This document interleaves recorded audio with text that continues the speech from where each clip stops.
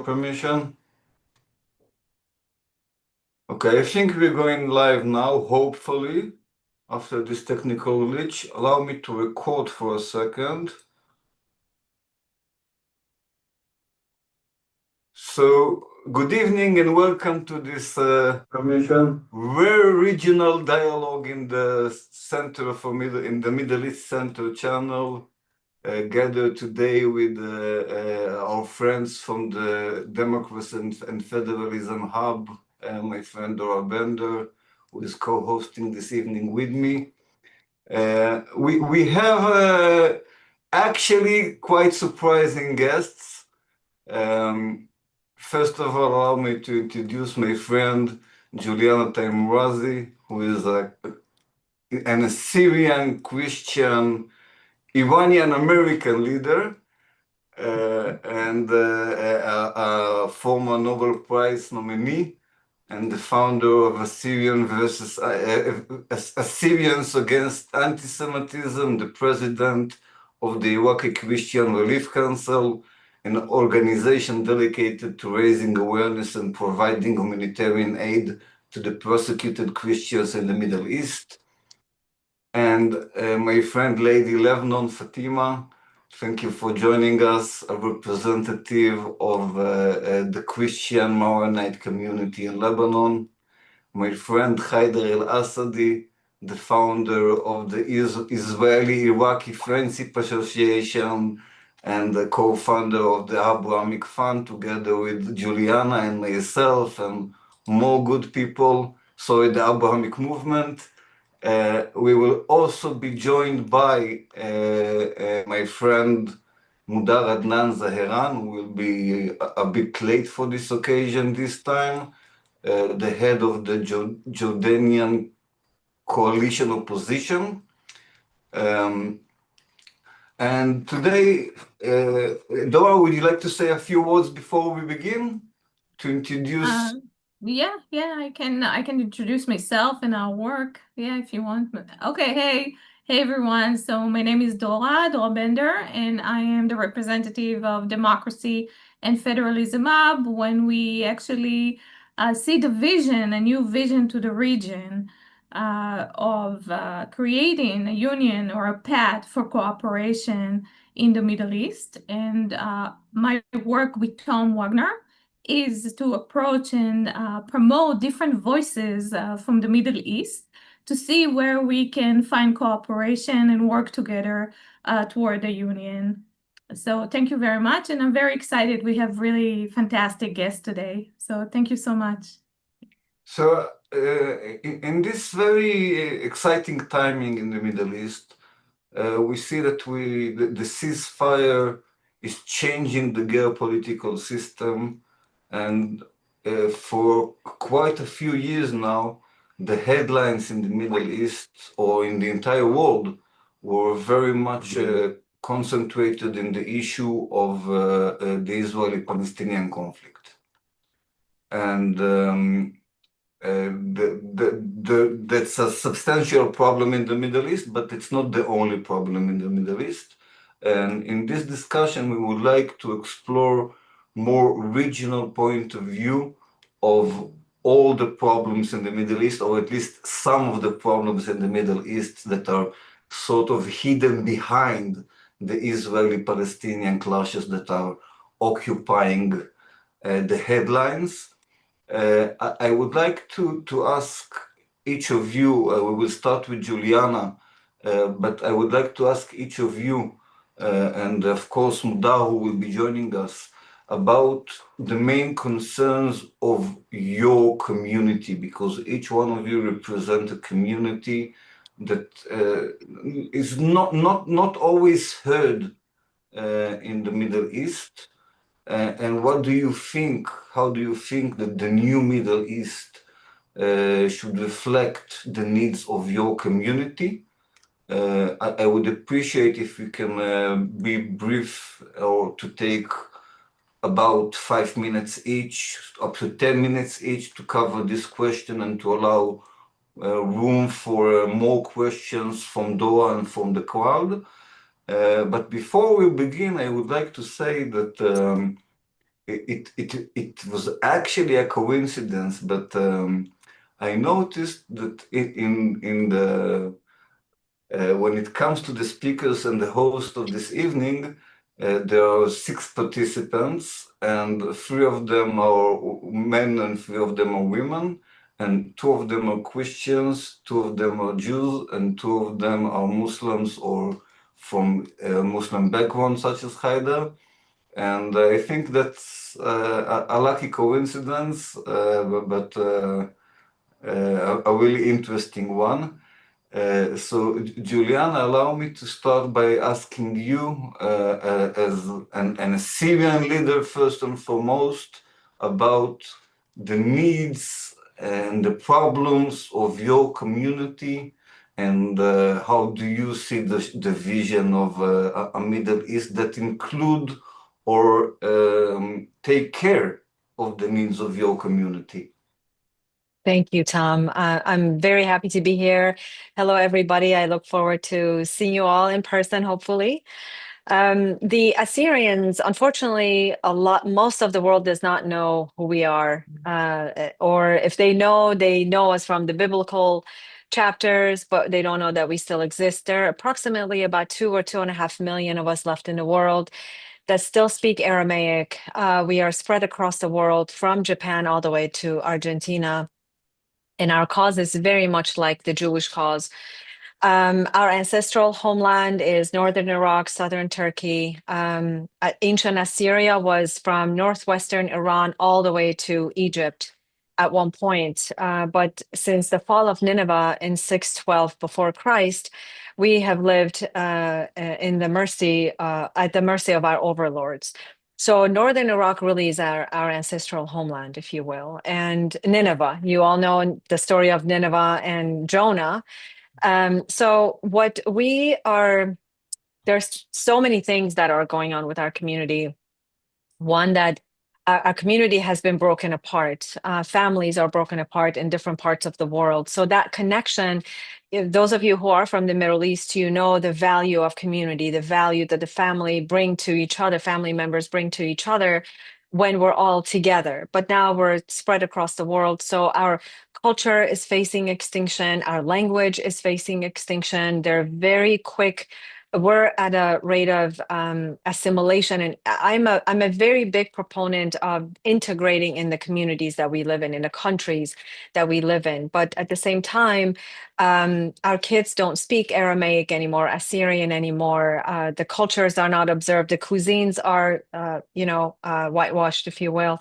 So that's in the West. In the East, unfortunately, with the invasion of Iraq, we were 1.5 million back there in Iraq. Today, we only have maybe 100,000 people left throughout the whole country of Iraq. Everyone has fled. A large number was murdered. We have our women that were kidnapped by ISIS in 2014. That many of them are still missing, much like the Yazidi community. So what's happening inside Iraq, we are so much. The whole country of Iraq is suffering, as Haidar will tell you. The entire population of Iraq is suffering. In our case, we're not being treated as equal citizens to the Kurds or to the Arabs. So what we're asking for is our rights to be observed inside Iraq, not any more than the Arabs and the Kurds, because we are indigenous to Iraq. Our history is 6,700 years old in Iraq, but our rights are not being honored, if you will. But there's so much to say, and I'm going to keep it for later. In Iran, for example, we are treated as third-class citizens. If we raise our heads and say anything, we're going to be imprisoned, we're going to be murdered. From when I was in Iran, we had about 50,000 people in Iran in the 1980s. Today, we have 3,000 people left in Iran. We had lived there for 3,000 years. Same with Turkey. Turkey, our numbers are dwindling. Syria, in Lebanon. So what we are asking for, number one, is for the West to pay attention to us. Westerners, the Western members of the House in Congress have told me implicitly, specifically, that you are as people of Iraq, as a minority of Iraq, you are dispensable people. You do not matter to the Western policy. So we will not pay attention to you. Don't waste your time. So that's the Western view of the Assyrian people in Iraq. In the East, Arabs, when I say nahnu ashuriin, a lot of them say, who are you? When we say Babylon, yes, we remember Babylon. Assyrians, Ashuriin are not immediately recognized. So when I'm working with the Arab community, I want them to remember that we were their neighbors, we were their fellow farmers, their fellow doctors and lawyers. And so our cause is international in the East and in the West. And I'm really blessed, Tom, to have come to know you, to work with you and your colleagues. I look forward to working with you all. Really, number one, to introduce who the Assyrians are, what our plight has been, and really chart a course, a brilliant, bright path for all children of Abraham, not just the Jews and the Muslims, but we are the third missing children of Abraham, and I'm happy to be here. I cannot wait to hear about everybody's work. So, Tom, thank you for having me here. Happy to be here. Happy to have you here, sister. Always a pleasure. Dora, would you like to have a follow-up question to Jouliana before we move on to Fatima? Yeah, I first want to mark that this is incredible because I love the Middle East cultures and history, and I never even thought that there is, a Syrian that actually stayed. One question I have, I know that the government system right now in Iraq is sort of a federation. I wanted to ask you, do you have election and do you have representative from your community? And do you have any women engagement in Iraq today or outside in the diaspora? Mhm. Thank you for that important question. One of the things that we want Iraq to observe is to only allow Christians to vote for Christian seats. So in Baghdad, we have 5 seats that are allocated specifically to the Christians. However, the Constitution says that anybody can vote for those positions. So Muslims come, and so what had happened in the past 4 or 5 years, because of the infiltration of Iran in Iraq, the candidates that were backed by the Shiites in Iran and worked for the Iranian infiltration inside Iraq, they had taken all 5 seats from us. This time, even though the law hasn't changed, but there was more voter turnout where they brought in 3 really good representatives from our community, and sort of they took away 3 seats from the other, from the Iranian-backed coalition. But still, we're only, unfortunately, because it's based on quota, we only have 5 seats and over 380, I think, parliament members. So our voice is really weak. In northern Iraq, in the Kurdish area, we also used to have 5 seats. Our relationship with the Kurds had been very contentious in the past. During the World War I genocide of the Armenians, Assyrians, and Greeks were also Assyrians. 2 out of 3 Assyrians were murdered in the hands of the Ottoman Turks and the Kurds. My own family members, I have 8 members who perished during that time. But as time has passed by, in 1933, you all know the term genocide was coined by Lemkin. And Lemkin looked at the Semel massacre of 1933, that the Kurds and the Iraqi government officially called a fatwa against the Assyrians and murdered over 6,000 of us. And the Kurds were implicit in that, and they were very much guilty of murdering the Assyrians. But time has passed, and now we're working on reconciliation with one another. They have come to the table, we have gone to the table. So there, our situation is better in the north. At least we're not being killed. Yes, there is oppression. There's serious oppression in the north, but our situation is better. In terms of women involvement, yes, absolutely. We are happy to say that in the NGO world, in the political world, there is a real presence of women and they are making things happen. But our women need to be empowered. One of the challenges that we have in Iraq, our women and our young men are graduating from high school, from universities with high honors, high grades, but there's a lack of jobs. Like Haydar will say, throughout the whole country of Iraq, there's real need of economic boost. And women, for example, my organization has been creating small businesses for women. And if anybody would like to partner with us to create these opportunities for women, women already exist in politics and in NGOs and in the education sector, but they need a lot more help. And they're ready to step forward and take responsibilities. Did I answer all of your questions, Zora? I feel like I missed the last one, maybe. No, thank you. That's great. I Okay. think we should all do follow-up. I also do women empowerment and women connection in the Middle East. And thanks to Tom, I have all these wonderful connections. So I'm sure we will be connected, and also with Fatima, and we'll work together. Fantastic. Looking forward to it. Thank you. Thank you so much. I would like to encourage our guests to write questions on the Zoom chat if you would like us to read your questions or to ask permission to speak if you would like, but preferably we will do it on a later stage.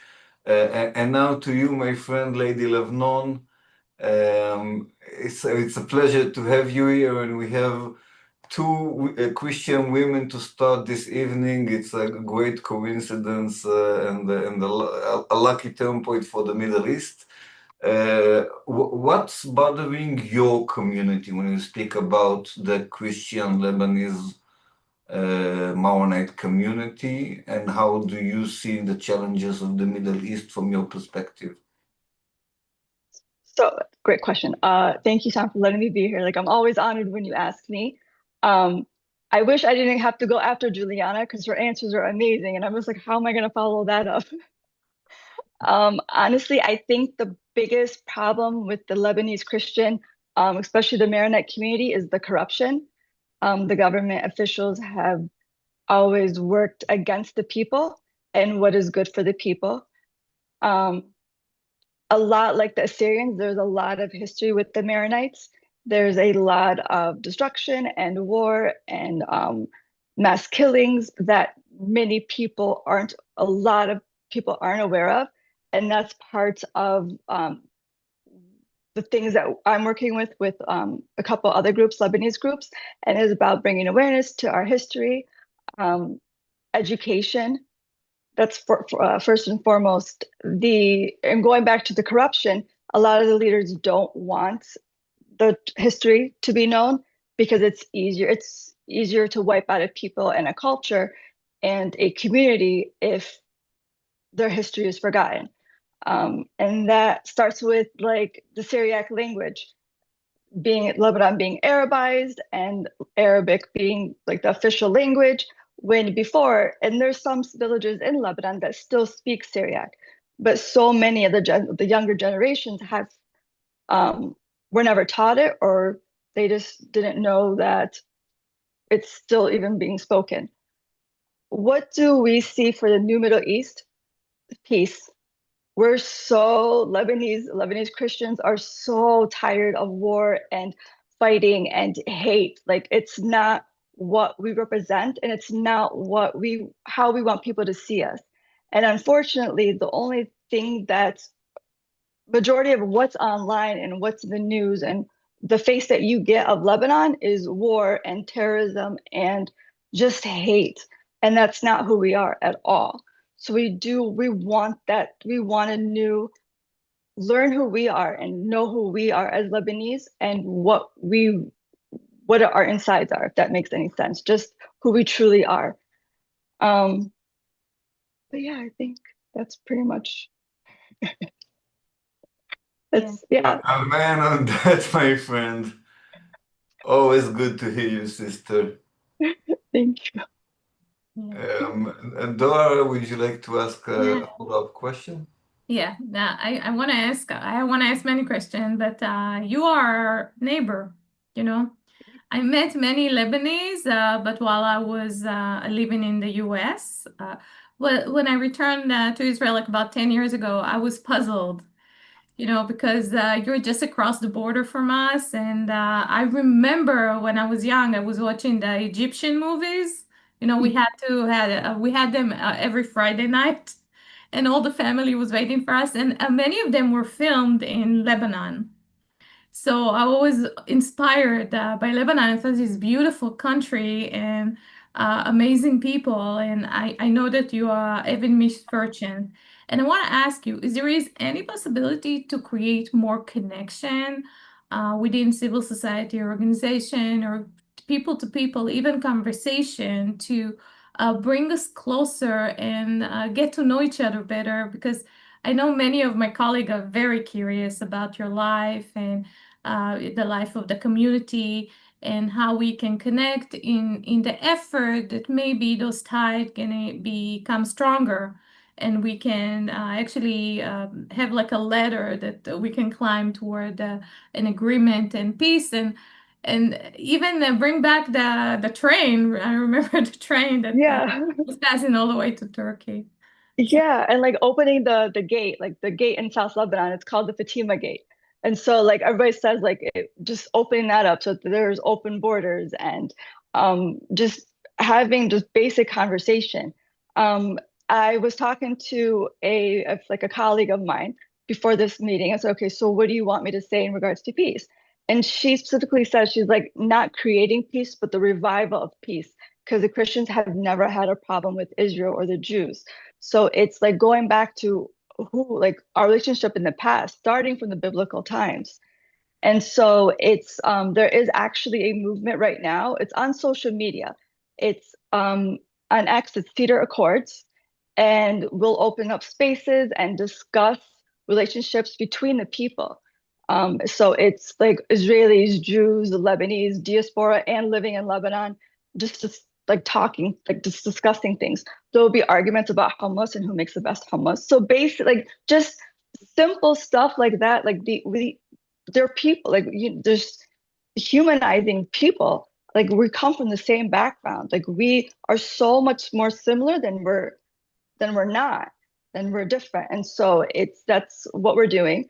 There is an upcoming space, either the 9th or the 15th. I'll send Tom the link, and we're just going to discuss like exactly what you were like suggesting. It was just conversation between the people of what they would like from each other, and just being normal neighbors that are civilized and living in peace and not always like in fear of your lives. So just going back to civilization and the revival of peace. Yeah, thank you. I'm very excited. Definitely looking forward. Thank you. And Corinne raised his hand before. If you still want to ask a question, that's perfectly fine. Juliana, you can ask a question, but before that, I would like to add a remark, and maybe no, I'm sure that you will be surprised by it, but actually, I concluded my working plan for 2026 because I'm an organized man. And one article in this plan is to write a book called The Cedar Code Together with You. It's a surprise, but we will discuss it. And dear Juliana, of course. I don't have a question. I just wanted to make a comment to what Fatima so beautifully said. After the explosion on August 4th in 2020, Fatima, I came to Lebanon. And that was unfortunately my only time there. And I have to tell you, I have so many videos captured. If you need access to them, they're yours. I went around, we brought aid to the Maronites as well as the Assyrian refugees who live there from Iraq. And I interviewed different miracles that had happened to them during the explosion, their asks, their wishes, their prayers. So I have so much material and content for you that I've not done anything with, but I had these big dreams, big goals that they just didn't materialize. But your people are absolutely beautiful people. And if I can be a small brick in this home you're building, consider me yours, and my content is yours. That's all I wanted to say. Thank you, Juliana. I appreciate that. It's honestly, yeah, I'll be reaching out to you because that's amazing material. Thank you. Like that'd be awesome. You reminded me of something, and I just wanted to say, like, this is after the port explosion, Israel was one of the first countries that offered assistance, and not just once and twice. And they kept, like, we take our help. I know you have issues with us, but just for the sake of the people. And so Israel has always been good and kind to Lebanon, and sadly, Lebanon has never reciprocated, and they've always blocked it. So your comment reminded me of that. So I just wanted to say that real fast. Thank you, Tom. Thank you. It was already worth it. So now I would like to introduce again my friend Haider El-Asadi, who is the founder of the Association for Friendship between Israelis and Iraqis. No, I actually misarticulated it. Haider, please correct me on the name of the Hello, organization. everyone. Thank you, Tom, again for this invite. And it's nice to see you, Fatima, here.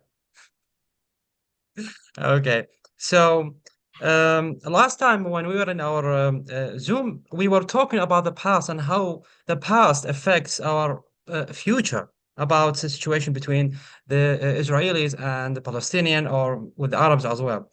Now, since we are talking about our backgrounds today, I would like to say that since you asked Juliana, which she had very amazing speech, by the way, I would like to say that for Iraq, I am Iraqi, of course, and well, he said my name, right? So I am Iraqi Arab from a Muslim background. I'm an atheist, but I'm a Muslim background, and I'm a believer in Middle East 2.0, where we will be the new Europe, not the current Europe. The current Europe, stay away from it, and the new Europe where Muslims and Jews and Christians, Middle East is filled with beautiful diversity that we can use this diversity as a powerful card in our hand into cooperation in economy, in politics, and even security. We can build something that the world will learn from. But sadly, we have pre-2003, and I'm specifically saying it because Iraq is the heart of the Middle East, where the cradle of civilization.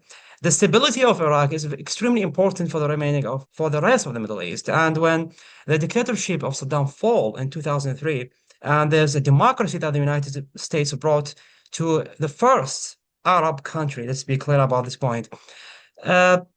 Since then, the stability, the security problems in Iraq, it affected all the Middle East. And we saw what happened to the region when Iraq basically fall apart.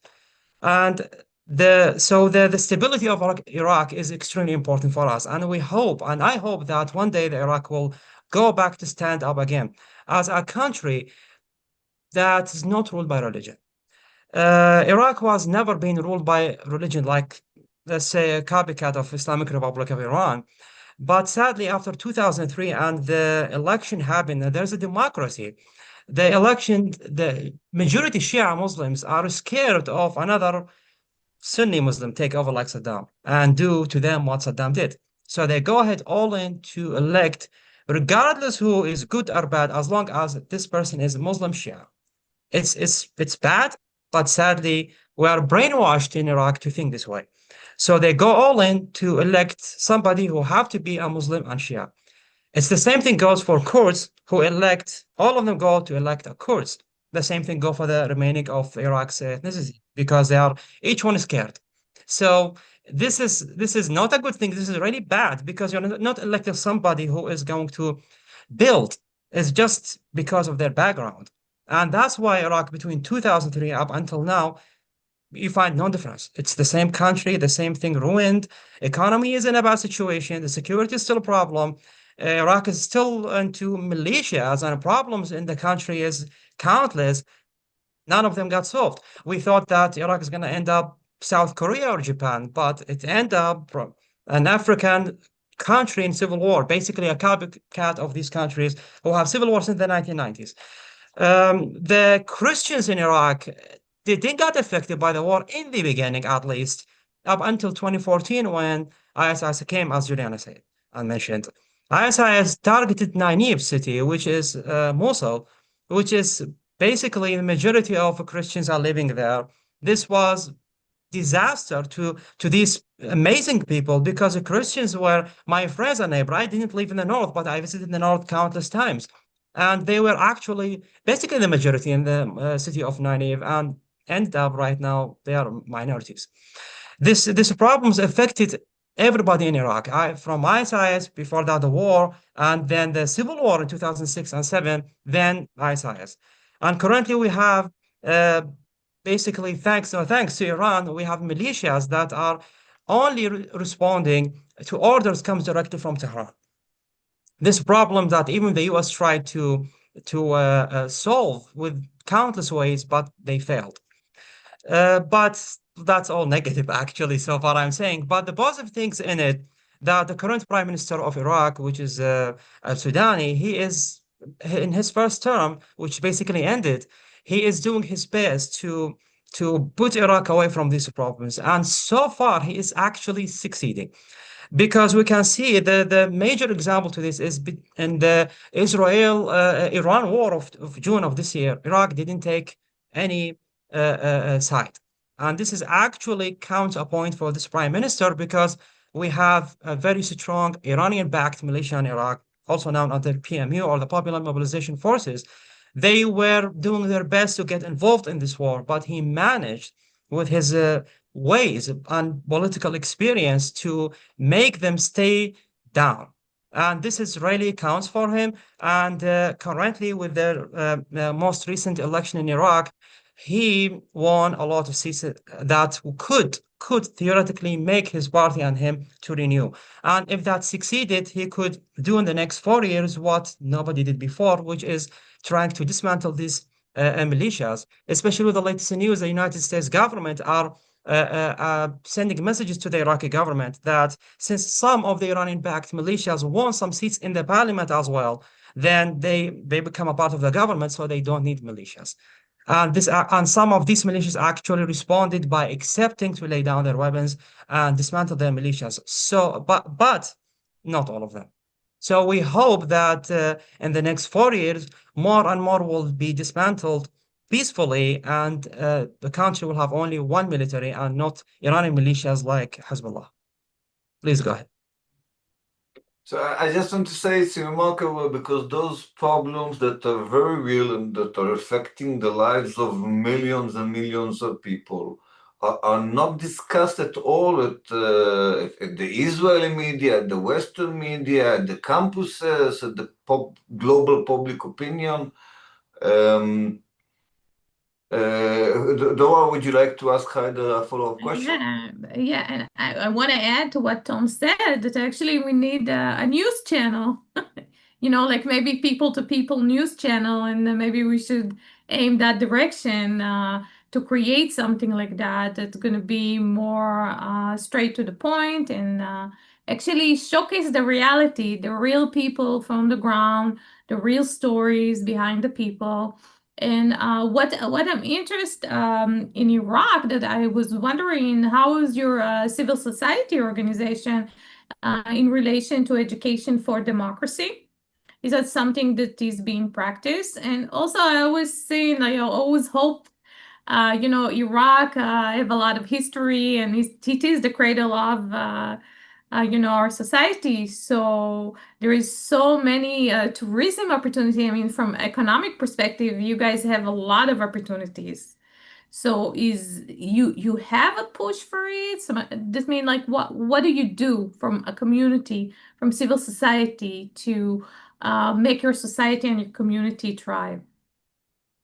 Well, first of all, Iraq currently has become a democracy, but as an Arab country and who lived in dictatorship for really, really long time, it's not easy to suddenly become freedom, which the United States brought, but still it doesn't work that much in this short period. So first of all, there is elections each 4 years, and you elect parties form a government, which is a standard process. I believe in Israel the same. But and the prime minister is the one who is the commander in chief, and the president's become just basically image for the country, unlike during Saddam, where he is everything. But with that being said, attacking the government, go on the street protests, say whatever you want, they will not arrest you based on that. This doesn't happen. Though, when you mention anything related to Iran, you attack Iran or its militias on the ground, you could be disappeared not by the government, but by their militias. The militias in Iraq, they are doing their Iranians' bidding. Whatever Iran wants, they do it. With that being said, we have also another problem, which is we want the country to improve, but we have a lot of corruption. The corruption it's actually deep inside the government. When you go to a government place, you want to do some paperwork. If you don't pay them, it's going to take too long. And each one, if there's some government place or so, whatever, somebody have some kind of power, they bring their families, their friends all in, and the normal people don't get such opportunities. These problems and these corruptions still exist. I believe it requires somebody who's too powerful to be able to fight that. And with us being a democracy, we will not succeed in this, because you elect parties will form the government, but they have their own rules. So you cannot, for example, as a prime minister, fighting the let's say the Iranian militias, if the Iranian political parties were one of those who made you the prime minister. So you don't have that much of power. You have to be, well, what I can say, you have to balance things. So it is going to take really long time to reach the country that we as Iraqis, or at least Iraqis origin, to hope our country become. I believe the country has a future, but it's still far-fetched. And we believe that, and I believe that the day when Iraq accepts to sign a peace treaty with Israel is the day that Iraq become different. Because means no longer controlled by a religion or by Iran or by militias, because means move forward. And I believe that around, well, pre-2020, before the Abraham Accords comes in, I was thinking that peace is impossible without wars.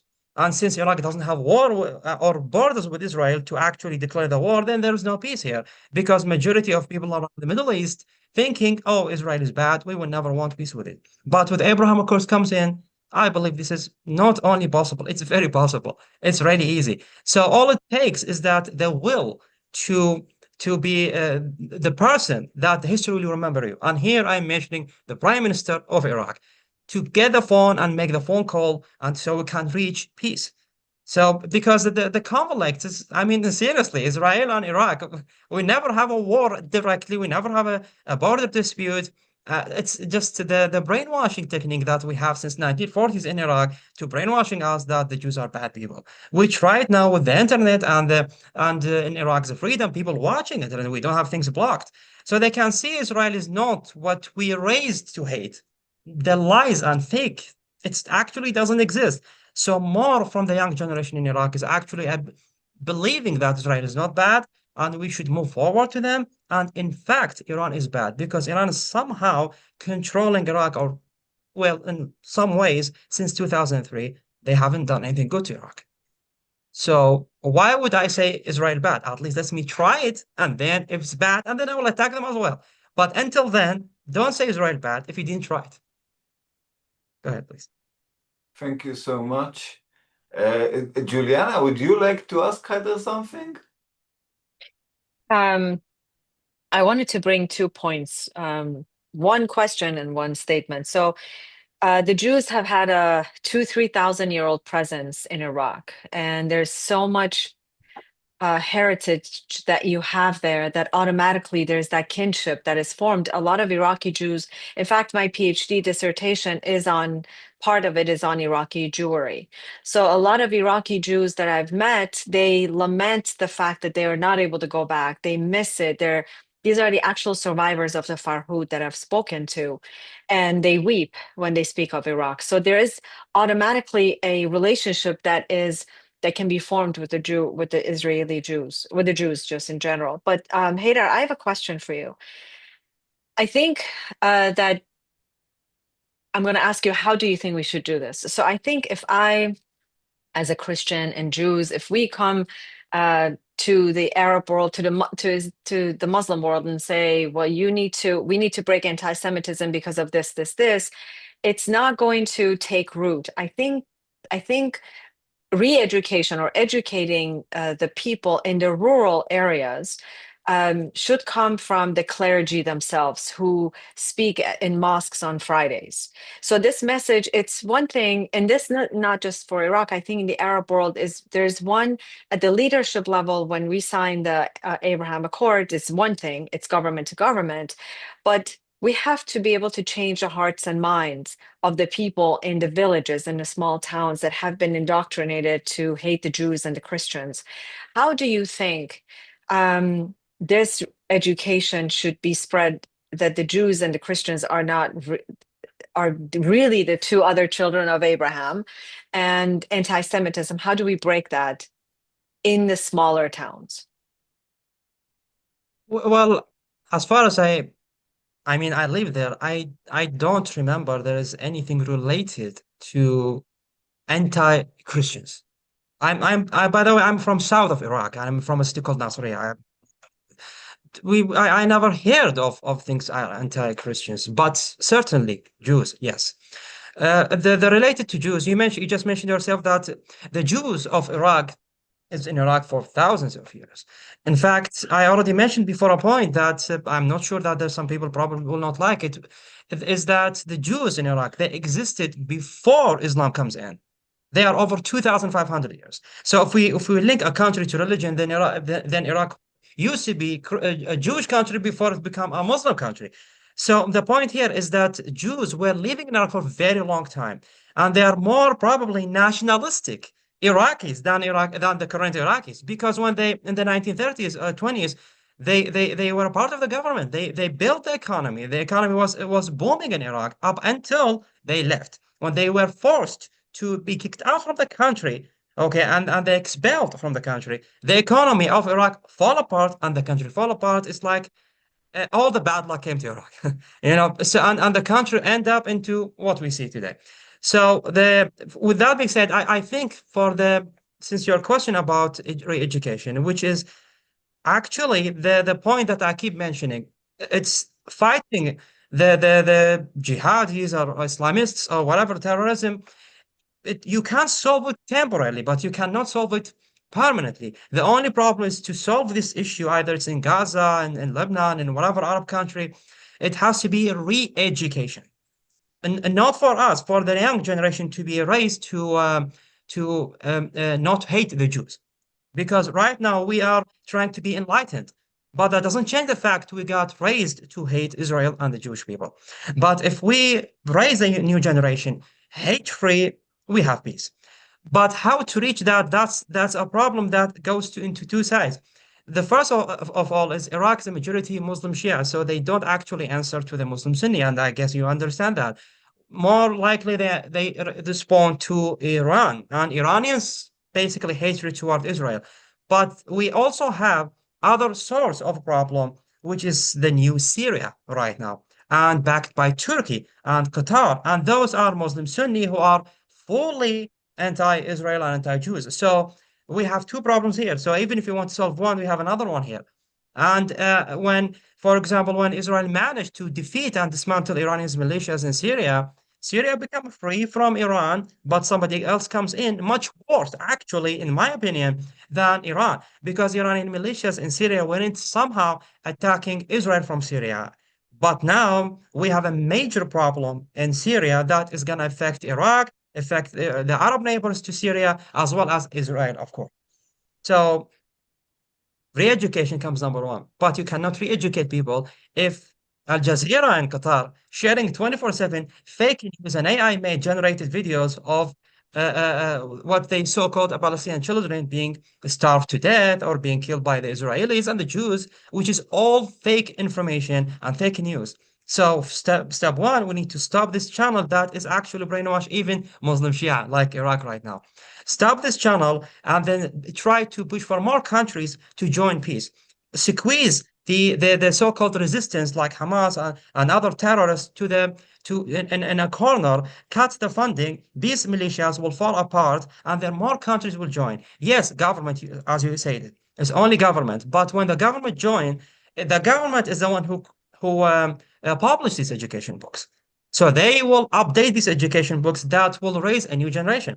I believe you know before 2003 in our education books in Iraq, it's the history all about Saddam and his victories. But when the 2003 war comes in, the education books updated. It changed. Saddam's no longer in these books, but that doesn't change the fact the Jews still bad. So what we hope for is that more countries join peace with Israel, at least governments, stop the hatred come from media like Qatar and Turkey and of course Iran, and then we can rewrite these books in a way that makes more people and raise a new generation hate-free, and we'll reach the peace we want. You said something, you said you're from Nasiriyah, yes? That's correct. If I'm not mistaken, that's where Abraham is from. That's where Ur is, correct? That's correct. I actually live there. Yes, I used to be. Yes, so it's such a beautiful, when he said Nasiriyah, I said, I have to say one more comment that Abraham actually came from where you're living. So it's wonderful. Thank you for the answer. Amazing. And I must add that you're the third person from Nasiriyah that I speak to today. I hope that Mudar is with us. Mudar Adnan Zahran, are you with us? Can you connect? Maybe not yet. Okay, we'll give Mudar a few minutes. Fatima, when you hear those voices about the inter-Iraqi interactions, what it makes you think about the inter-Lebanese interactions? Because some of it is very similar. But yes. Yeah, it's extremely similar. Like when they're talking, Joshiana and Haidar are talking, I'm like, yeah, exactly what it is. There is a lot I'm of here, Tom. conflict. Okay, go ahead and talk first. So let Fatima just finish her answer and I'll address you. Okay. So yeah, there's a lot of similar conflict. There's the conflict between, and it's starting to erupt. And so it's between even the Sunnis and the Shia, and then the Muslims and the Christians. And so like everybody's trying to keep this a civil war, like not to erupt, because the one wrong move or one move will blow it up. So everybody's kind of walking on eggshells. And it's actually, to answer Joshiana's question real fast, and this will tie with your question, I agree with you. Like it needs to start with the clergy. So each village, each city needs to have like their top clergy or one or two to sit and talk to the youth and explain to them and re-educate them. The problem I think with Lebanon, and maybe it's just me and my biases, because I do come from a Muslim background. And so I know the religion, I know the culture, and I know the ideology, that it's just, I don't see the majority of them doing that because of what their belief system is. And I don't able to see the separation between Islam and secularism in a way where people are functioning not ruled by religion, because it's Islam and political Islam are one and the same. You know, you're living your life based on the Islamic doctrine. And so it's like, I don't like saying that out loud because I know I come off as being discriminatory and very negative, but it's just like, this is the fact of the matter. Like, this is the truth. Someone needs to say that, because if you don't, then you're just really naive. So well, this is a fact, Fatima? You call this a fact? The fact that it would be hard to separate Islam from the community, from social community, and how people adhere and how people live? What do you mean? Was Which part? Was it possible or easy to separate Christians from political Christianism 500 years ago? You're comparing Christianity to Islam. I'm sorry? Absolutely. But there's a difference, because with Islam, every aspect of the life is based on following the Islamic ideology. Like the Quran is your manual of how to live your life. Okay, and, Yes, and the the, same and the, thing and is the with New Christian. Testament. The New Testament is your manual how to live your life.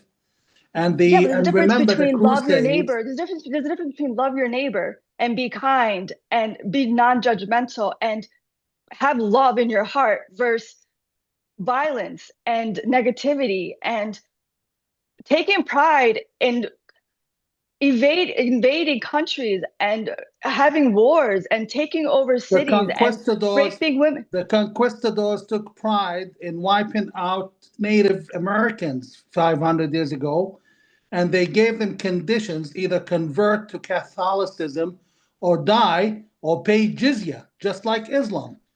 And the people who did that were very religious Christians who were very, very proud Catholics, like Queen Isabella and her husband, who butchered the Muslims and the Jews of Spain in the Inquisitions. But both Okay, of you so have the valid points, allow me, Fatima, but let's do it in a more orderly fashion.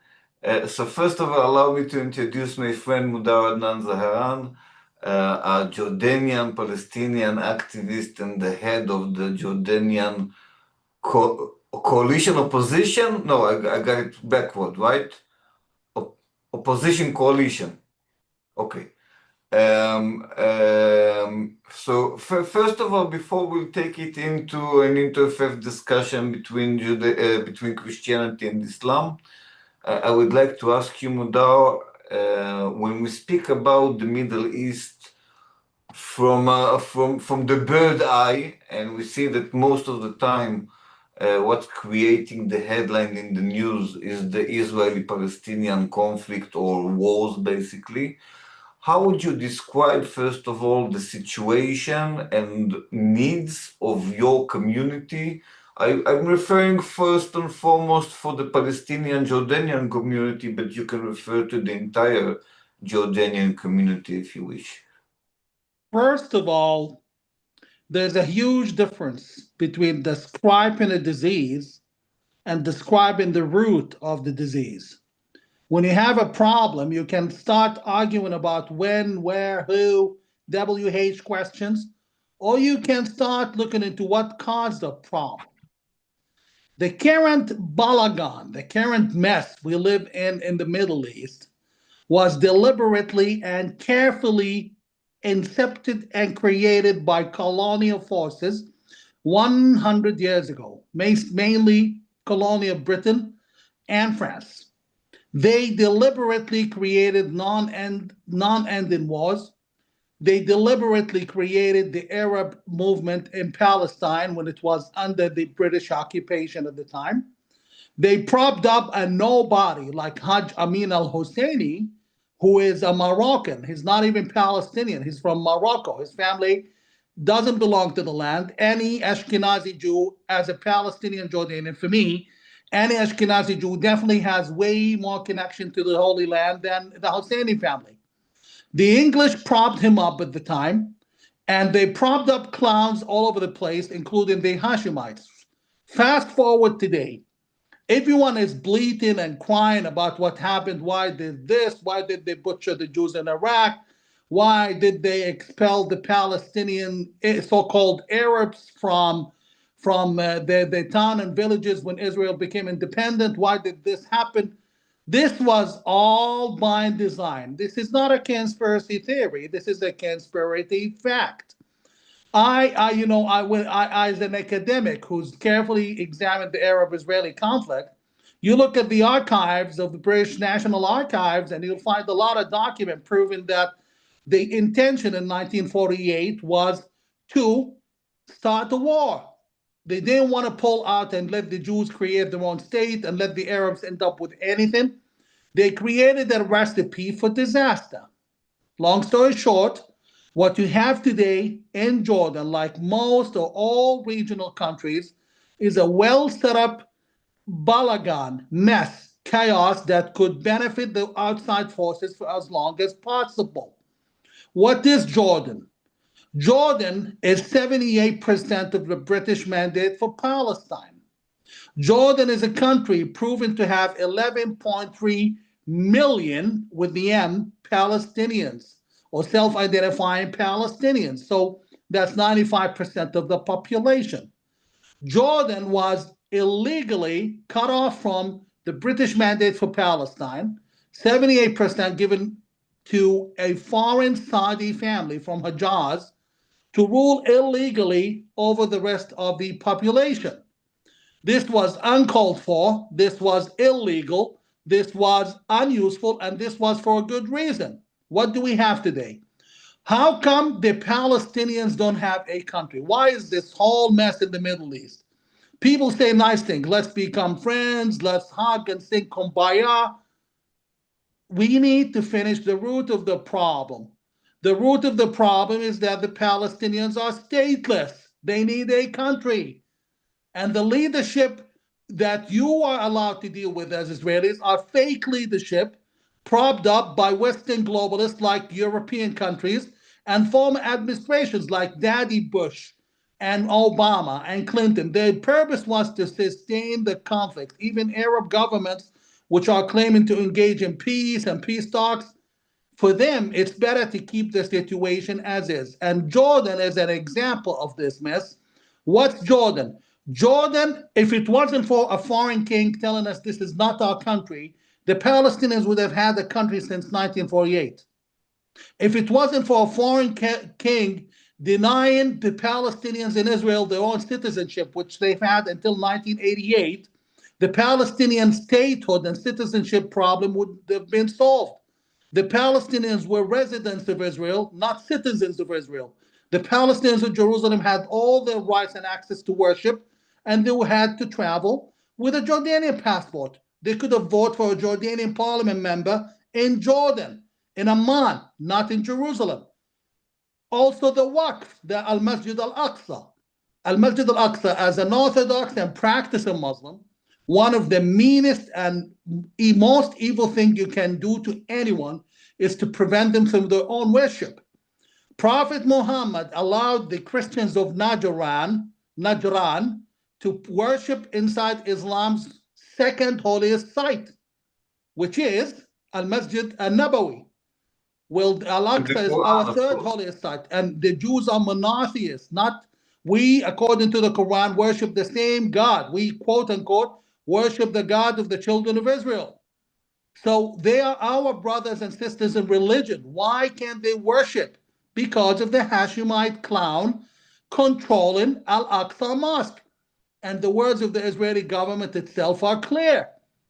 Because they noted in a press statement in 2015, they said that, quote unquote, the Jordanian Waqf controlling Al-Aqsa is involved in, quote unquote, in kind and incitement for the trouble in Al-Aqsa.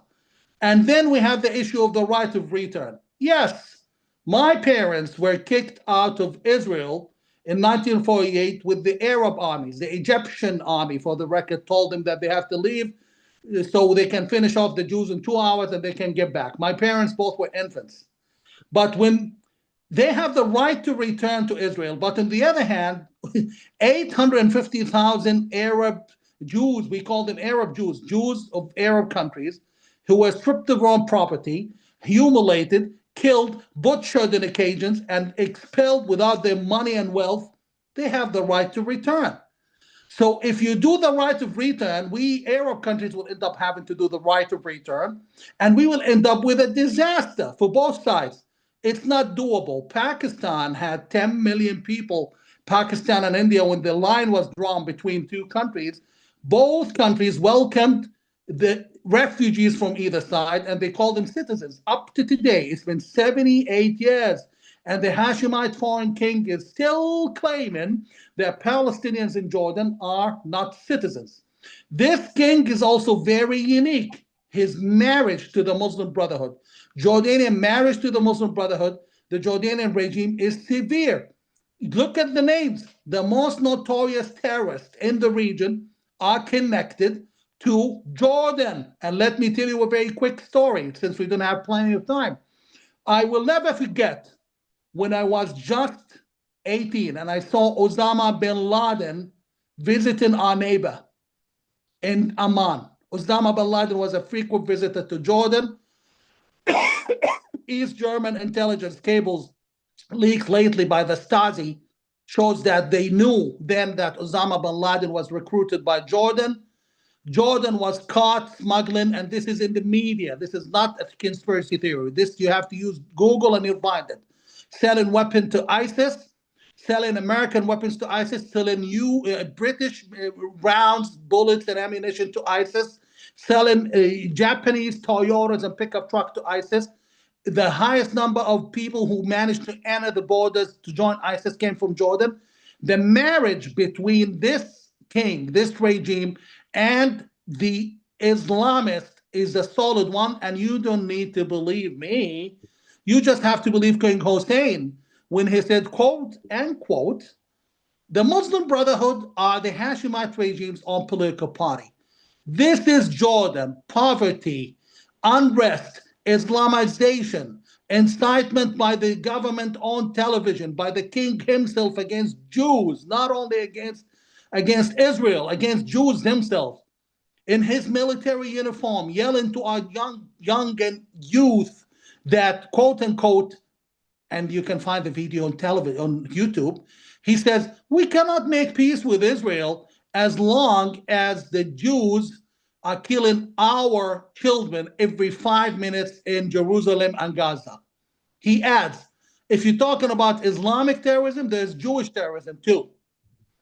This man has been a burden. This man belongs to the old cabal who put him there. The same cabal who is now working in Egypt. The same cabal who placed Hamas to rule Gaza. The same cabal who placed very, very, very compromised people to affect the Israeli politics. The same cabal who are attacking Netanyahu at the moment, attacking Netanyahu and his government, whether you like the man or hate him. The same cabal who wants to bail out Hamas. They want to keep it as is, where is, and don't you dare think this is a war between Muslim and Jew. You would be silly. I wouldn't say stupid, but you would be silly to think that. Because it's just like the Ukraine war, the war on terror, the war on drugs. It's non-ending war, and while the guys who control it are getting fatter and richer by the starve, our children in Gaza die from both sides. My friend has 2 kids fighting in Gaza. 2 kids in Gaza right now. My friend suffers because both his kids in the Israeli army and the IDF are suffering hell in Gaza despite the ceasefire. It affects me, and it affects all of us. This is gotta end, Tom, and it will only end when things change. And things will only change when we start pointing our fingers at the real accomplices, be it leftist and fake conservatives in the West, be it those who are yelling and screaming off the rooftop for free Palestine when all they want is more trouble and chaos. It's time for change, and I assure all of your listeners, change has never been closer or more possible. Give it 24 months. I repeat, 24 months, and you look at a completely different Middle East. Yeah, I have to ask you something. I'm very, very curious. I was wondering, since we spoke about Al Jazeera, do you think that have you ever been featured on Al Jazeera, or would they ever give you an opportunity to speak? And in this relation, you hinted that Qatar have a big involvement for whatever happening in the Middle East. So what is your view about it? First of all, I've been featured on Al Jazeera twice. The first time caused the whole balagan in Jordan. and ended up with the King of Jordan visiting the Emir of Qatar. And after that, they stopped featuring me. Then they invited me again. And after they recorded the show, they did and advertised the show, they never aired it. We need to be clear about Qatar. People keep saying Qatar did this, Qatar did that. Qatar was complying with what Western administrations have asked it to do. Qatar is not a doer. Qatar is not not invoking stuff. Qatar is responding to requests from so-called allies. Those allies including various U.S. administrations. Baby Bush W, is the one who presided over everything Qatar and Al Jazeera were doing. He's the one also who presided over a lot of nasty things that happened, including handing down Iraq to Iran. Obama presided over ISIS. Biden presided over the whole mess we are looking at several Arab countries, and also the Gaza war. Qatar was responding to requests from your own administrations, your governments in the West. Why blame Qatar? In any legal case, those who instigate are just as guilty as those who commit the acts. So we need to start looking home, deeper at home in Washington, D.C., and even Jerusalem and London, for those who are traitors of their own countries and traitors of humanity itself. Thank you, Mudar. If someone, yeah, Jouliana, go ahead. Nice to meet you, and thank you for your speech. I have a few questions for you.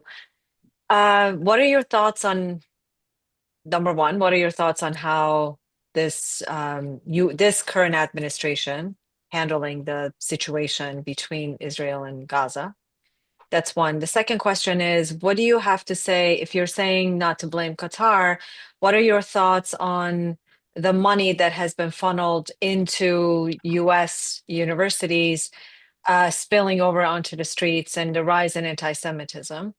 Number three is Gaza was a de facto state starting in 2005. What do you think about how Hamas handled the life in Gaza? And if you're looking for a Palestinian state, what would that look like?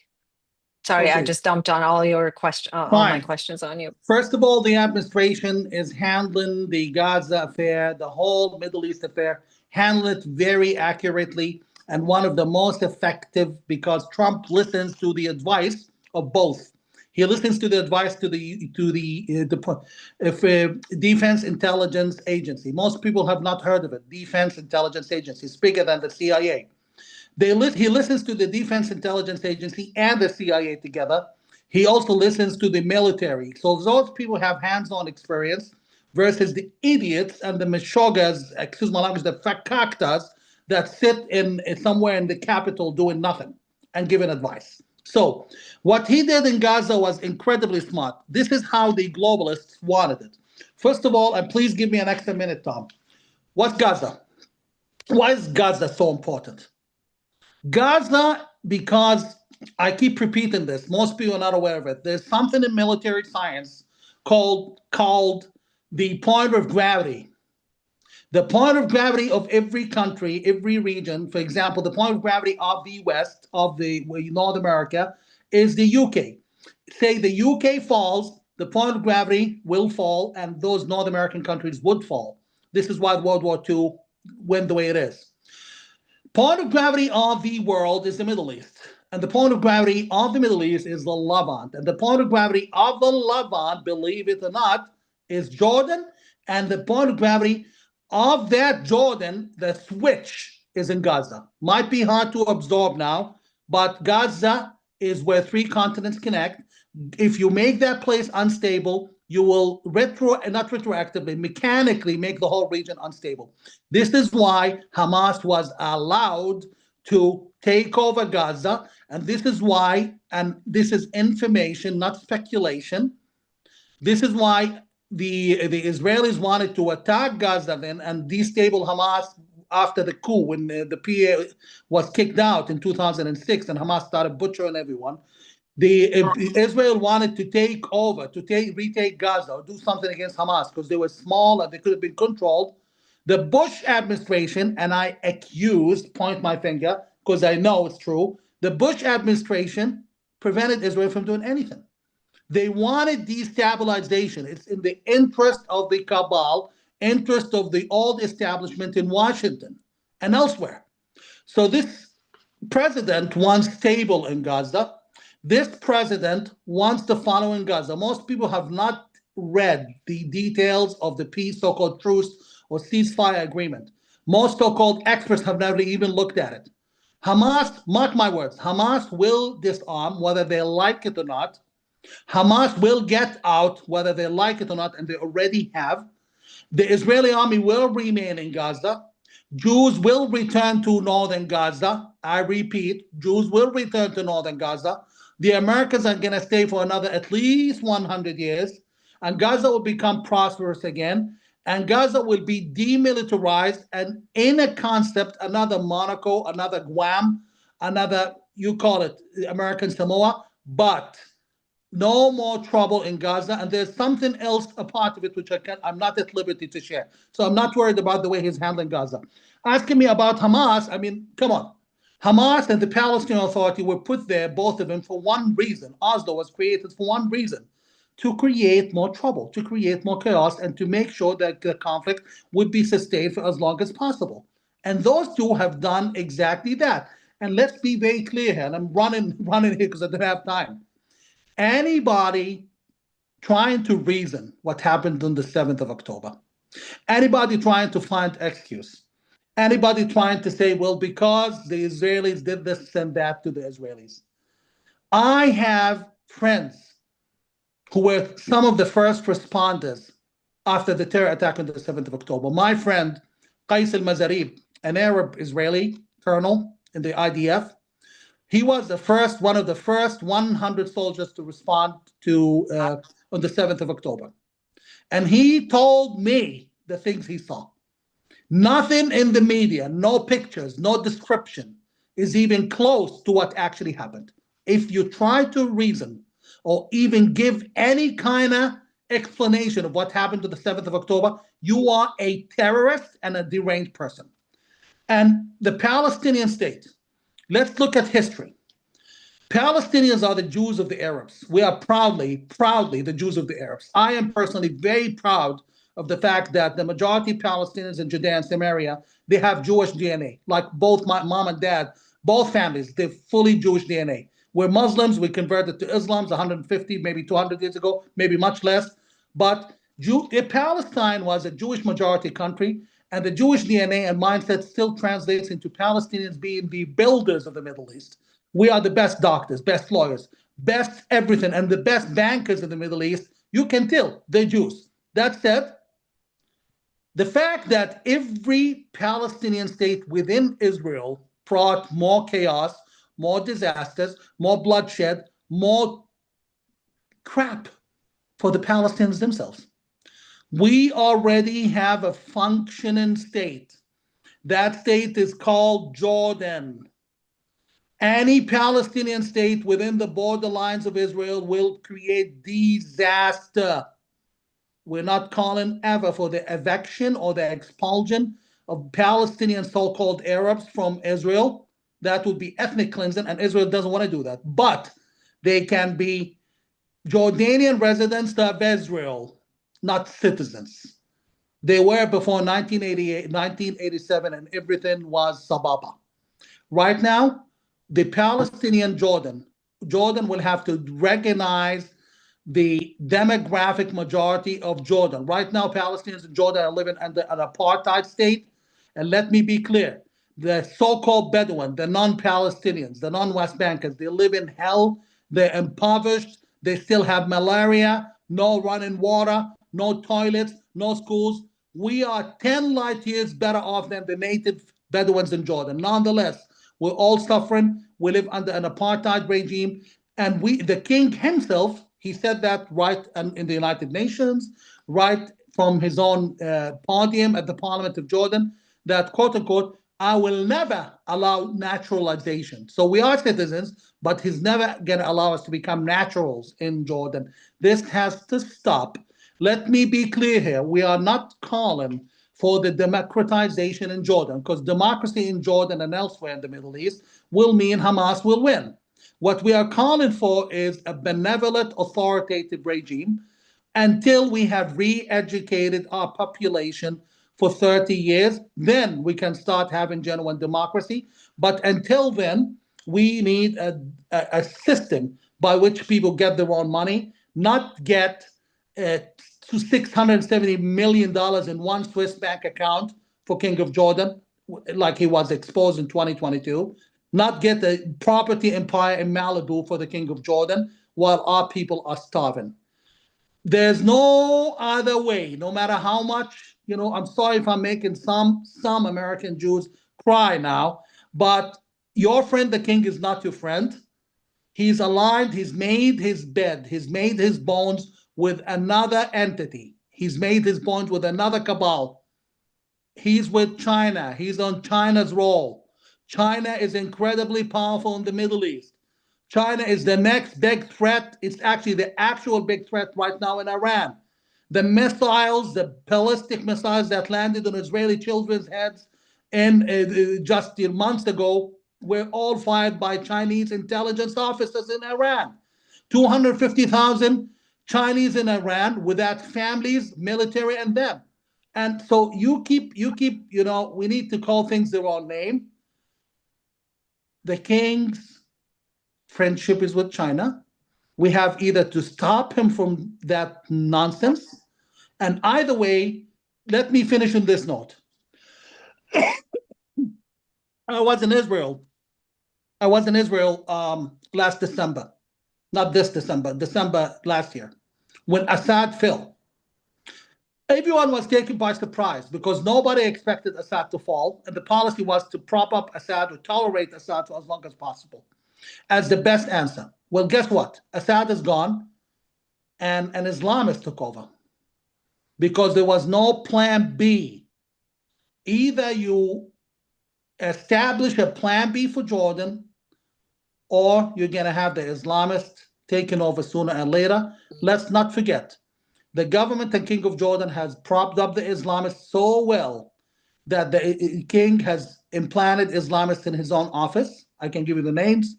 Implanted Islamists in the parliament, in the royal Hashemite court, in the Jordanian intelligence, and in the army. Jordan is a powder keg. And let me quote an Israeli general friend of mine. He's a rabbi and a general, and he's a Cohen. I wouldn't say the full name. I think Tom knows who I'm talking about. He said in a meeting we had in Cyprus with Tom a few months ago, 7 months ago, he said that in the convictions of the Israeli army, and please correct me if I'm wrong, Tom, he said that the Jordanian borders at the moment are considered the most dangerous. 4 attacks just last year, 2 were thwarted and 2 were successful. And in all 4, the perpetrators were Jordanian soldiers. One of them was an intelligence officer. It tells you who you're dealing with. I rest my case. Thank you, my friend. I love the fact that it's a real regional discussion. So I see that both Haider and Joliana raised hands. So Haider, you did it first.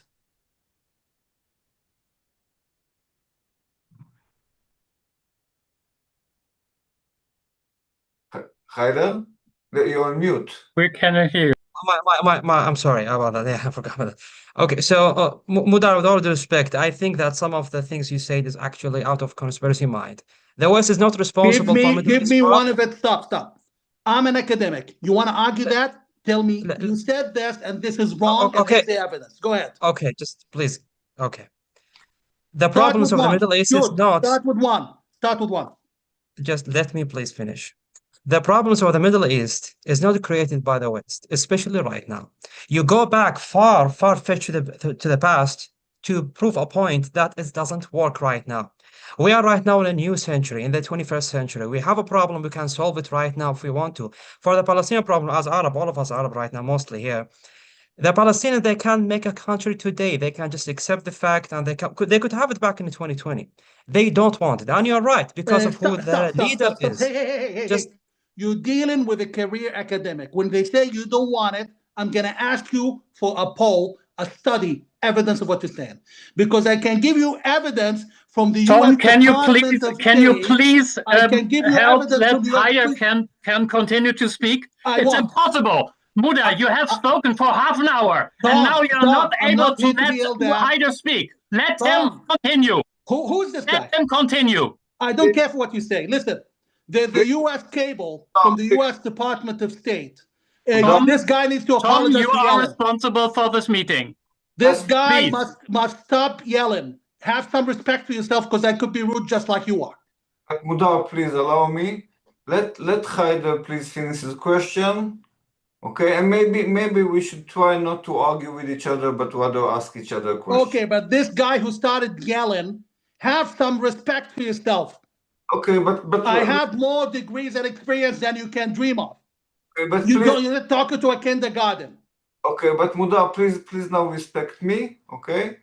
Your friend has to apologize. No, we'll deal with apologies later. We're in a live broadcast feed, so It's okay. I'm used to handling a couple of fakaktas, so go ahead.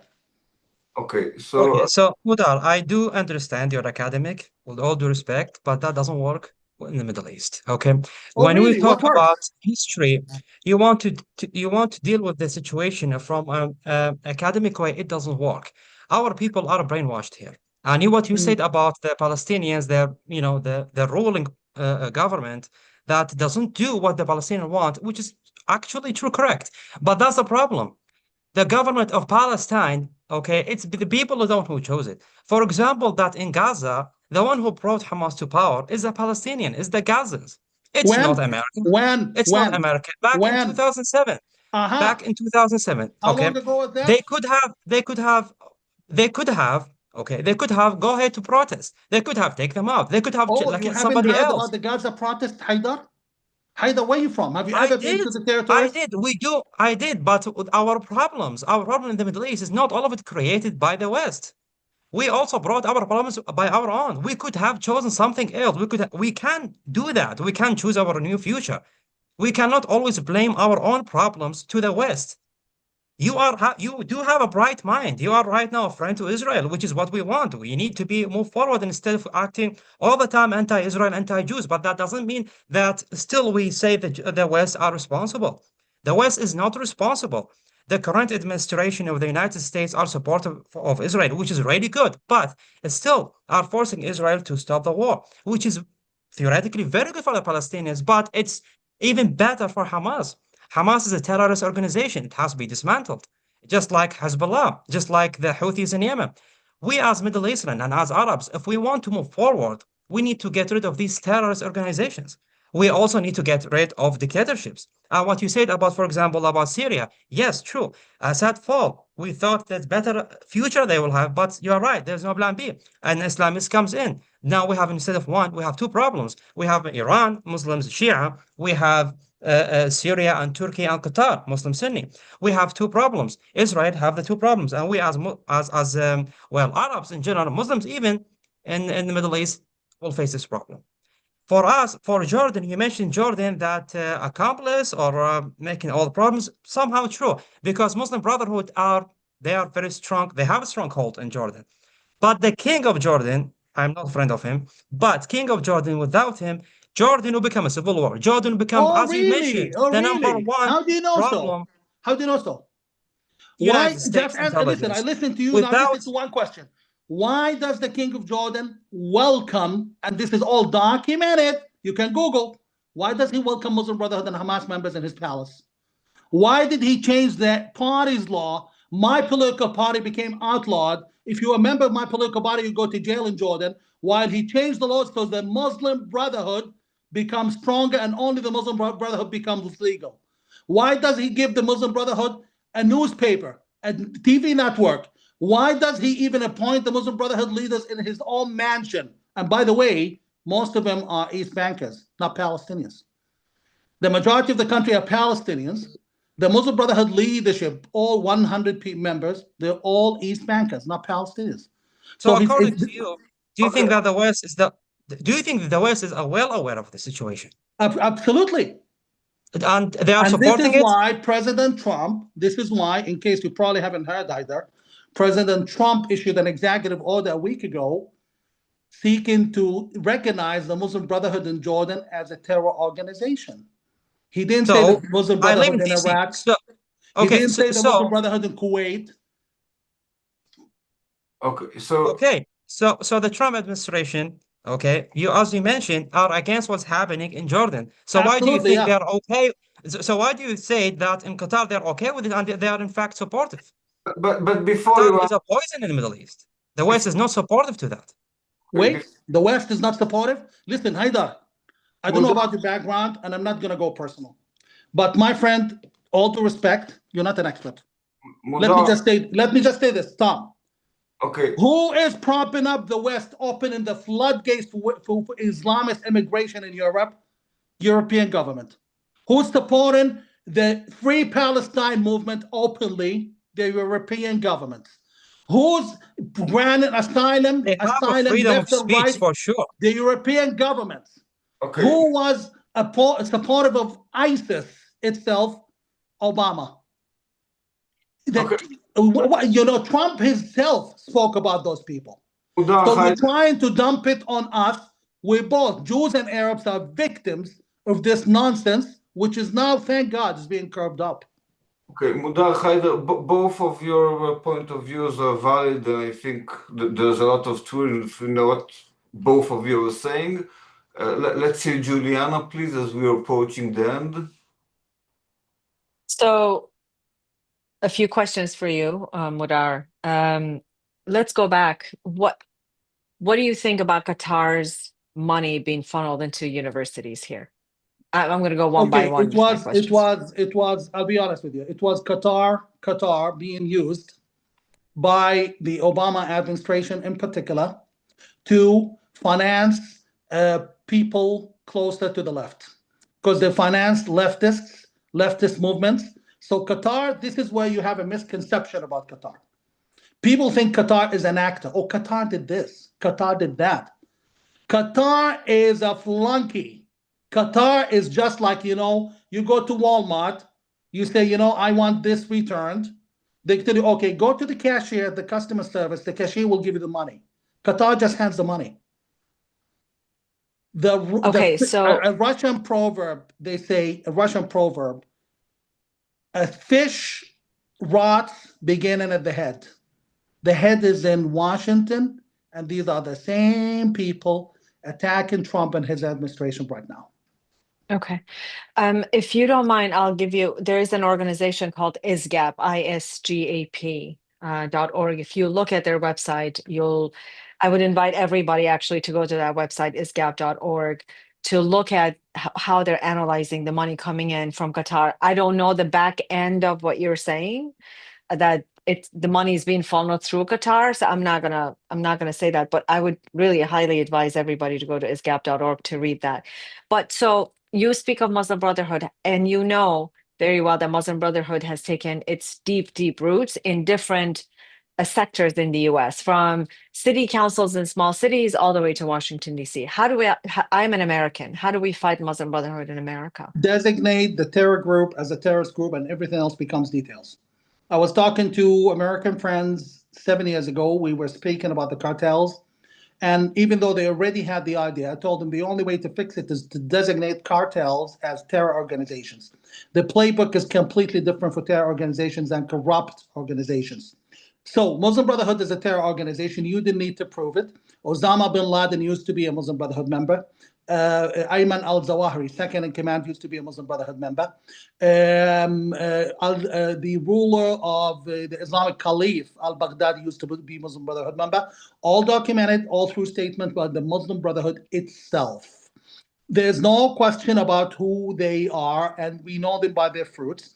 They are a terror organization, and they have already been directly involved. Some of the biggest names of Muslim Brotherhood are directly, shamelessly openly involved with known terrorists. If you go and associate with a terrorist, Juliana, what would happen to you? Your bank account your bank account will be shut down the next morning. Start designating. So I live in Texas, and we Greg Abbott announced them to be designated it to be a terrorist organization. So we'll see what happens. So future of Europe, how do you see it? Okay, Europe, everything was done by design. I've been warning about this since 2011, right on television. This was done by design. None of it was deliberate. I don't know how honest you want me to be. I want you to be honest as possible. In the old days, and I don't give a kite, for lack of better terms. I don't give a kite about those who get angry about what I'm saying.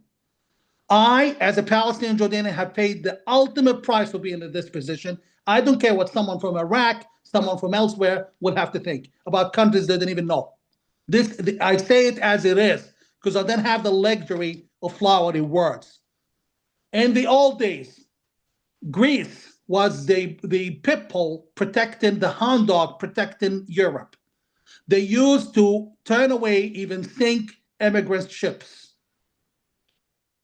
Lo and behold, in 2010, Greece opened, the Greece Naval Guards, the Coast Guards, opened up the pathway, and they would even lead and guide migrant ships. Greece is a weak country in the European Union, and Greece does what Germany does. And by the way, and I don't care who's going to get pissed now, German intelligence officers were peculiarly always present at those points of immigration, like entry, flood, gates in Greece. The Muslim Brotherhood in Jordan has been propped up. Radical Islam has been imported deliberately to Europe as a method of control. Why?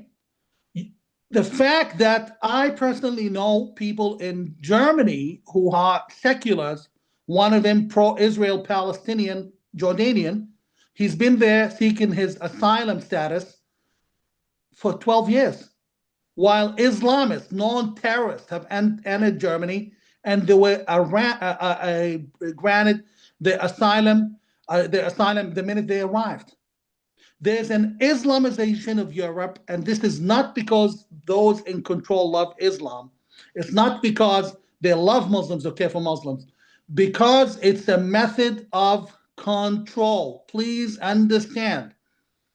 From the Vietnam War to the two Iraq wars to everywhere else war, to the Arab-Israeli conflict, war and unrest are incredibly useful for business. The Palestinian-Israeli conflict, the Arab-Israeli conflict, is a very useful tool, and using radical Islam as a tool to destabilize the West, explain all the military and security expenditure, and scare off the population, then create thought police. The thought police, if you say a word against radical Islamists, you're in trouble. This is not for the love of Muslims at all. This is a control method. People in the West now have to think twice before they say something. If you deny the obvious, you're mentally blind. Thank you, Mudar. I think we're supposed to wrap up, and I think that I'll ask Fatima for last words because she spoke the least today. Fatima, I want to hear from you your conclusion or the last point that you want to say. Again, thank you, Tom, for including me. I'm honored to be with this panel of speakers. Thank you. It was a lot to take in between talking about peace and changing the way the Middle East is, and then switching gears to a more academic screaming match, and not really a screaming match, but being talked over. And I feel like that's part of the problem, is talking over each other and not listening. It's more defensive.